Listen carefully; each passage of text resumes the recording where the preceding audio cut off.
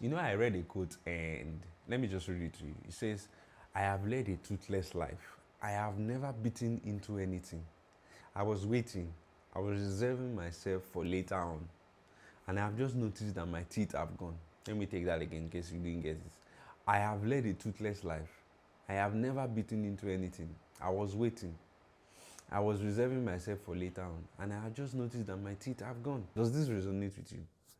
Maybe you feel God has placed something big in your heart, like starting out a ministry, building a business, or stepping out in faith. But every time you think about it, you hear that inner voice saying, you have too many responsibilities. How will you feed your family?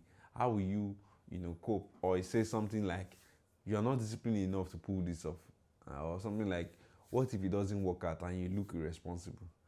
Something like, you can't leave your job now, especially with the baby on the way. These fears can feel paralyzing, and I've been there too. But let me tell you something, these fears are not the truth. They are the inner saboteur. Fear disguised as reason, and they are robbing you of the exploits that God has called you to do. Let me remind you of the story of Moses. Moses was standing before the army. Moses was standing before the Red Sea, and all he had was a staff. No army, no resources, just a stick. But God asked him, what is in your hand? And when Moses obeyed, that ordinary staff became the tool for one of the greatest miracles in history. You might feel like you have nothing to give because your time, money, and energy are stretched thin at the moment. But God isn't asking you for what you don't have. He's asking you for what you do have in your hand. He asks, what is in your hand? It could be you have a smartphone, but you don't have a digital camera, or you don't have the best camera. It could be a few hours each week to pray, to plan, or to create content. It could be a skill or a gift that you have been afraid to share. It could be the willingness to start small and trust God to multiply it. God is not limited by your limitations. He just needs your obedience. Now, we want to address those fears one after the other. I hear you. You say you have too many responsibilities. Too many responsibilities. I hear you. You have bills to pay, mouth to feed, and a family to support. But here's the thing: God doesn't ignore those needs. He's the one who gave you your family, and He will provide as you obey Him. Philippians 4:19 says, "My God will meet all your needs according to the riches of His glory in Christ Jesus." Trust Him to meet your needs while you take small, faithful steps. I saw a video online the other day. My wife showed me the video. She said, in that video, the preacher was teaching, and he said that if you see a couple, now an intending couple that have been dating for a couple of months, and they love each other, they're even preparing for their marriage, they're preparing to get married and all of that. And if maybe for some reason the husband to be now comes and says, ask the lady to close her eyes, now in that moment that lady will not feel fear, because she obviously loves this person and he obviously loves her. And if he closes her eyes and starts leading her away, the feeling in her heart in that moment will either be a feeling of excitement, like, oh, is he trying to surprise me or something, like something, maybe he has some surprise for me, and in that moment she probably is anticipating maybe he's going to propose or he has a gift for her. But he now tied that analogy to explain the same thing with, when your perception of being led without seeing what is in front of you, the emotions you feel in that moment is dependent on your perspective of the person that is leading you. Now, if God asks you to go ahead, on this vision that He has called you to do, to go ahead and start this dream He has called you to do, maybe go ahead and start that YouTube channel, maybe it is start a church, start a ministry, or go out and preach. Your emotions in that moment, when God is leading you, you can't see forward. He called you out upon the waters to on where feet may fail. He's calling you out. Your feeling in that moment could either be a feeling of excitement or fear, depending on your understanding of who is leading you. Now, in the case of the lady, her intended husband is leading her blindfolded. The feeling she's feeling is a feeling of excitement, not of fear. Now, in the case of God leading you, you can't see, too far ahead. You just know what He has told you to do. The feeling you have is dependent on your relationship and your understanding of who is leading you. So if you understand that God has designed for you, for example, I read in Philippians 4:19 just a couple of minutes ago, I said, it says, my God will meet all your needs according to the riches of His glory in Christ Jesus. So if you understand that God is leading you to that place, and because He's going to meet your needs, you understand that God is, Jehovah Jireh, is the person that is the one person that cannot fail you in this world, and is the one that owns the cattle on 1,000 hills. So if He's asking you to go ahead blindfolded, you can't really see, you don't know what the future holds, you can't really see far ahead, you can only see your current situation, and you're like, oh, I don't have all the resources. But the emotion you're supposed to be feeling, if you understand who is calling you out, is supposed to be the heart of excitement. So if you're not feeling that, what you need to do is to go back to the word and study and begin to eat and understand the person that is leading you, and see from examples from scriptures of how He has led people, just like He led Moses, to the front of by the way, He said, by the way of the Red Sea. God led them by the way of the Red Sea, and knowing fully well that the Red Sea was there. And when Moses got in front of the Red Sea, all he had in his hand was the staff, and God said, this staff, raise it. And Moses' staff, ordinary stick, became, the instrument of the greatest, miracle in the history of existence of man. So I say all of that to say that, you're thinking you have so many responsibilities, you don't have all the resources, you don't have all the experience, but God is calling you out. He knows that you don't have all the resources, but He's asking you, to go out on a limb. And maybe another question you have is that, lack of consistency, of discipline. You are like, maybe you're thinking, I struggle with consistency, I start but can't keep going. Remember, discipline is not built overnight, okay? And start small. Take one step today, and then another step tomorrow, and then another step the next day, and another step the next day. God doesn't need you to be perfect. He just needs you to be willing. Even Gideon in the Bible doubted himself, but he was consistent in following God's instruction, and God gave him victory.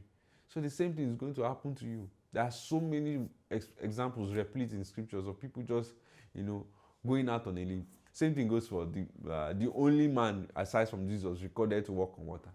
He said, Master, if it is you, bid me come. And Jesus asked him to come. And he stepped out on the waters. And stepping out on the water, he walked for a couple of hours. He took a few steps, and he actually did walk on water until he took his eyes off Jesus and began to think about, the boisterous winds and all of that, and then began to think. Yet God caught him. So if you are thinking, maybe tomorrow I'll be afraid, I'll now run back. Don't think about tomorrow. Think about today.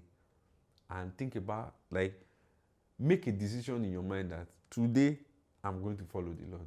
And the funny thing about it is that tomorrow is an illusion. Today is yesterday's tomorrow. I don't know if you get that. Today was yesterday's tomorrow. All we have is the present. And as long as you decide that in every day and in every present, you are going to go out in faith and, step out in faith and, obey God. That's all you need. God just wants you to be willing. Okay? And maybe another thought you have is fear of failure and looking irresponsible. Fear of failure is normal, and there's nobody that starts out anything without a risk of failure, but it's not the end, honestly. Even if things don't work out the way you hope, God uses every step of obedience for His glory. If you are worried about looking irresponsible, remember, pursuing God's will is the most responsible thing you can do and you will ever do. His plans for you are good and not of evil, to give you an expected end. And He honors those who step out in faith. That's just the truth about it. Let me tell you, the truth is that this is your insurance. Your insurance is that God asks you to go, and you go. There is no better business strategy than following the will of God. It's embedded in the will of God for you. Embedded in the instructions of God for you. It's the resources, it's the people, it's the money, it's the finances. And the funny thing about purpose is that God designed purpose such that it is service to Him in service to man. Let me say that again in case you didn't get it. God designed purpose such that it is service to God in service to man. So all the money you are looking for in the world is in the pocket of another man. Now God designed that. Now let me explain it this way. If you ever see money in your pocket, it came to your pocket in one of two ways. Either free will, offerings, maybe somebody gave you a gift, or you created value for somebody else, whether through your time, your experience, your skill, and that value converted to money, which means they paid you for your service, or they paid you for your time, or they paid you for the job. Now, God now designed that in your purpose, you are to serve men. Now, it's not in every case that your service to God, through service to men, you get reward directly from the person you are serving. But God has designed it such that you will serve men, which is the second way you receive value. And the funny thing about it is that the two is tied, because you get free goodwill with men, and you also get you also create value for men. So it's genius. It's God's genius design. So if you decide that you are going to follow God, God has already thought out the entire strategy. All you need to do is to follow Him.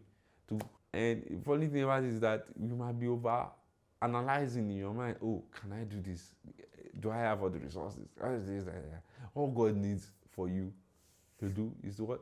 Step out in faith and believe every day along the journey. Start small with the little things that you have.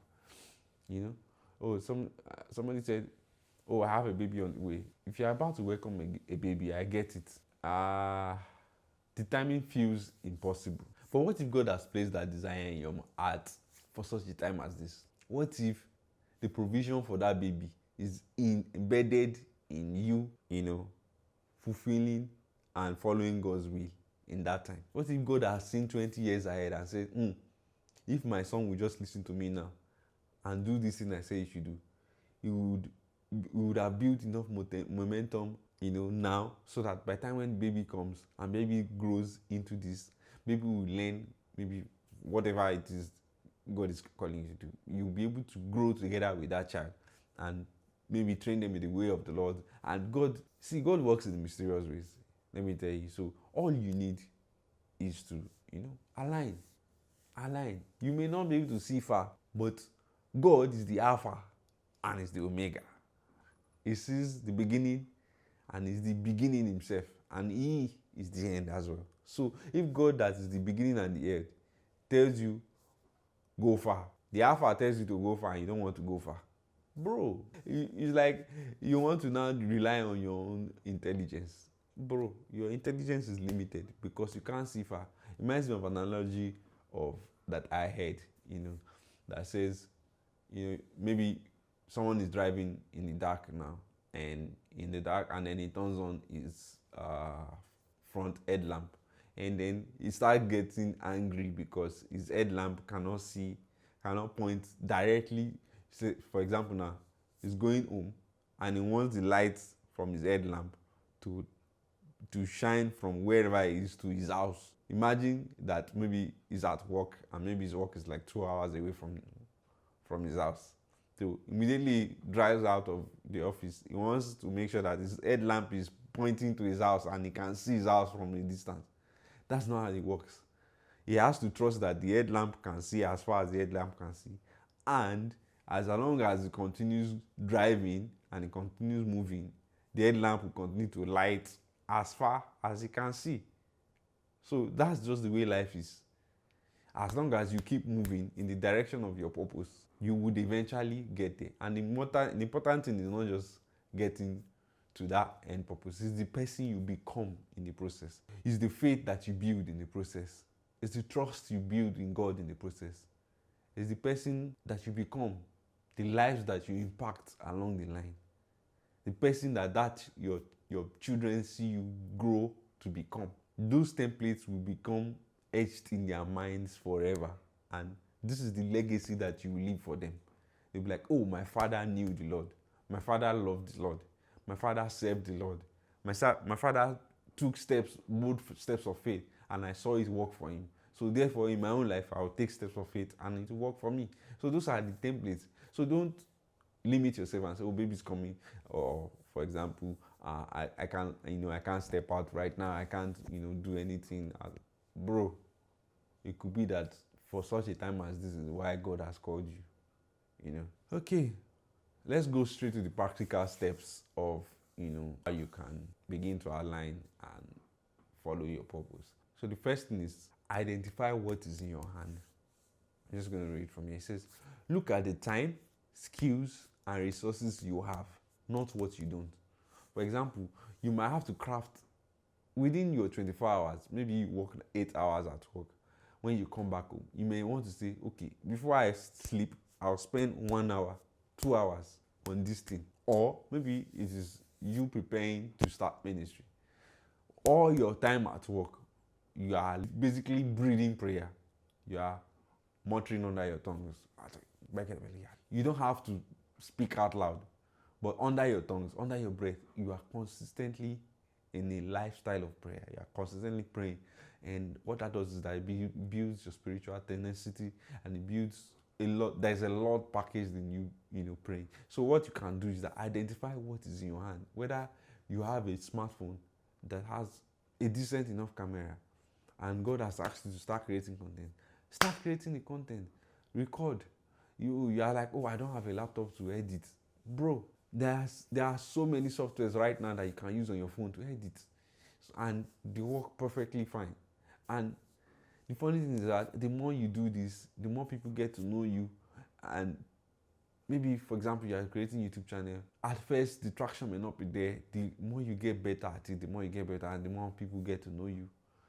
Important is that you are on a trajectory and you are on the right lane. So, as you keep building and you keep growing, growth is inevitable. That's just it. And take small steps. Like I said, start with one act of obedience, no matter how small it seems. Whether it is just sit down and turn on the camera, and start talking. Or whether it is sit down, start writing the scripts, start writing that book. Maybe you just shut down for an entire weekend and say, okay, this weekend, this is all I'm doing. I'm praying all through this weekend. Or I'm recording videos all through this weekend. Or, just whatever it is might be for you. Take small steps. Start small. And whether it is, and then pray for guidance. Ask God to show you how to balance your responsibilities while stepping into His plan. And believe me, God will show you how. God will show you how. And then trust His timing. You don't have to figure it all out today, honestly. And just take the first step and let Him guide you through the rest. Okay? In closing, God doesn't call the equipped. He equips the called. Stop waiting for the perfect moment. Start today, even if it's messy. Trust that God will use your faith, your obedience, and the little you have to do far more than you could imagine. Remember, the journey of doing exploits for God isn't about having it all together. It's about trusting the one who does. Bite into life and let God handle the rest, okay? So if this video has blessed you, make sure you hit the like button, subscribe, share with somebody that might be a blessing to, and do all of the YouTube stuff.